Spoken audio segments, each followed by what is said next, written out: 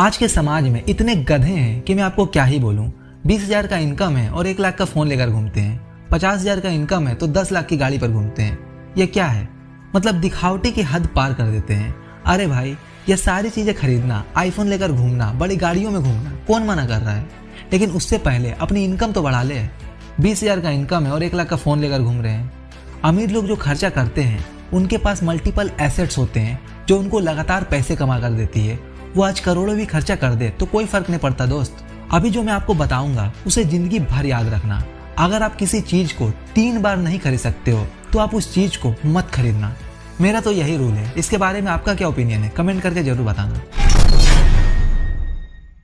एक ऐसी चीज जिसे अगर आप आज नहीं समझते हो तो आपको पछताना पड़ेगा, वह चीज है पावर ऑफ कंपाउंडिंग। अगर आप इस कंपाउंडिंग के पावर को समझ जाते हो और अपने फेवर में यूज करते हो तो आप बहुत जल्दी अमीर बन सकते हो। कंपाउंडिंग ऐसी चीज है जो राजा के भी पसीने छुड़ा दिए थे।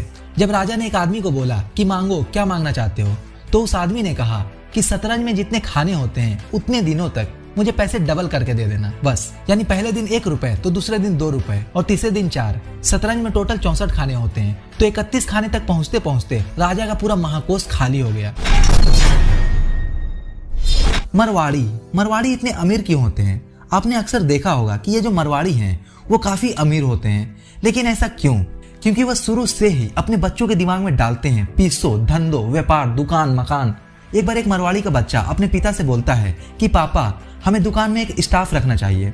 तो पिता बोलता है कि ठीक है, ऐसे आदमी को ढूंढ के लाओ जिसे डायबिटीज हो। मतलब हमेशा से मरवाड़ी तेज बुद्धि के होते हैं। ऐसा कहा जाता है कि चीता की चाल, बाज की नजर और मरवाड़ी के अक्ल पर कभी संदेह नहीं किया जाता। मरवाड़ी कहते हैं पहले दुकान फिर मकान। आपको भी ऐसी सोच रखनी चाहिए। आज आप फोर्ब्स मैगजीन उठाकर टॉप 100 अमीर लोगों को देख लो।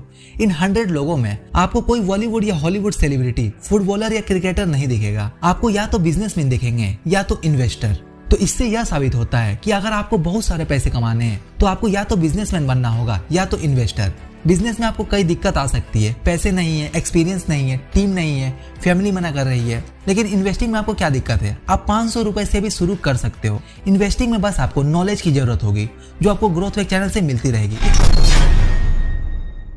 एक होता है वांट, यानी जो चीज आपको चाहिए, और एक होता है नीड, यानी जिस चीज की आपको जरूरत है। आपको लाइफ में जो जो चीजें चाहिए, जैसे आपको बड़ा घर चाहिए, बड़ी गाड़ी चाहिए, आपको जो भी चाहिए उसे अपने वांट से हटाकर उसे अपनी नीड में लाना होगा। आपको जो चाहिए उसे अपनी जरूरत बनानी होगी, तब वह चीज आपको हर हाल में मिल के ही रहेगी। सपोज आप एक स्टूडेंट हो, आप स्कूल जाते हो, आपकी बैग फट जाती है तो यहाँ पर आपको बैग की जरूरत है, आपको चाहिए नहीं। उसी तरह से आपको जो चाहिए उसे अपनी नीड बनाओ तो वह चीज आपको जरूर मिलेगी। आपने यह डायलॉग तो जरूर सुना होगा, रिस्क है तो इश्क है। मैं कहता हूँ रिस्क है ही नहीं। रिस्क उसमें होता है जो चीज आपको आती नहीं। जो चीज आपको आती है उसमें रिस्क ऐसा। जैसे आपको तैरना नहीं आता है, आपको कोई बोले गहरे पानी में जाओ तो ये आपके लिए रिस्की होगा। लेकिन वहीं कोई दूसरा आदमी जिसे तैरना आता हो, उसे अगर कोई बोले गहरे पानी में जाओ तो उसके लिए रिस्की नहीं होगा, बिकॉज उसे तैरना आता है। शेयर मार्केट में भी यही है। लोग बोलते हैं शेयर मार्केट रिस्की है। हाँ भाई, रिस्की तो है, लेकिन उनके लिए जिनके पास नॉलेज नहीं है। जिनके पास नॉलेज है उनके लिए रिस्की नहीं है। तो आप भी शेयर मार्केट में ट्रेडिंग या इन्वेस्टिंग करने से पहले पूरा अच्छा से नॉलेज लो, उसके बाद ही इन्वेस्टिंग या ट्रेडिंग करो। टाइम इज मनी, समय ही संपत्ति है।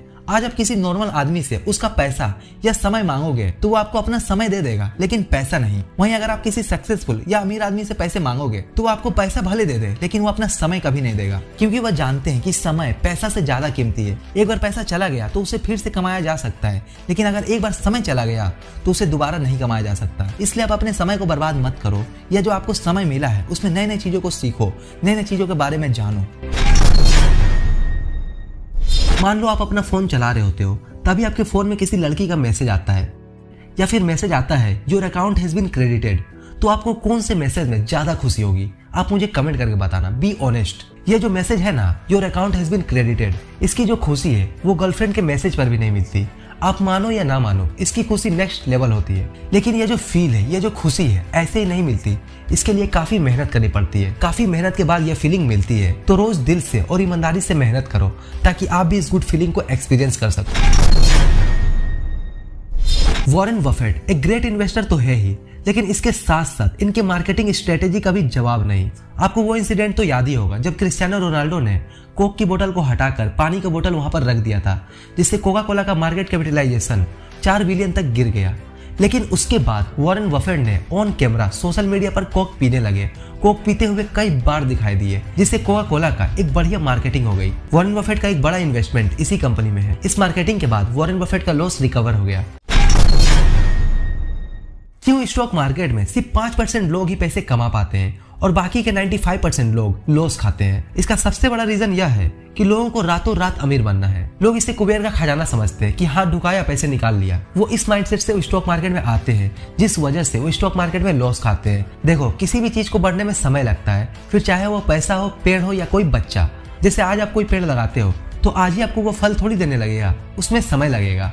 उसी तरह से जब आप इन्वेस्टमेंट करते हो तो आपको तुरंत ही प्रॉफिट नहीं हो जाएगा, उसमें भी समय लगेगा। जो लोग स्टॉक मार्केट में पेशेंस रखते हैं वही पैसे कमा पाते हैं। अगर आपको स्टॉक मार्केट से पैसे कमाने हैं तो आपको पेशेंस रखना ही होगा। और ऐसे ही वीडियोस देखने के लिए ग्रोथ वेक चैनल को फॉलो और सब्सक्राइब जरूर करना।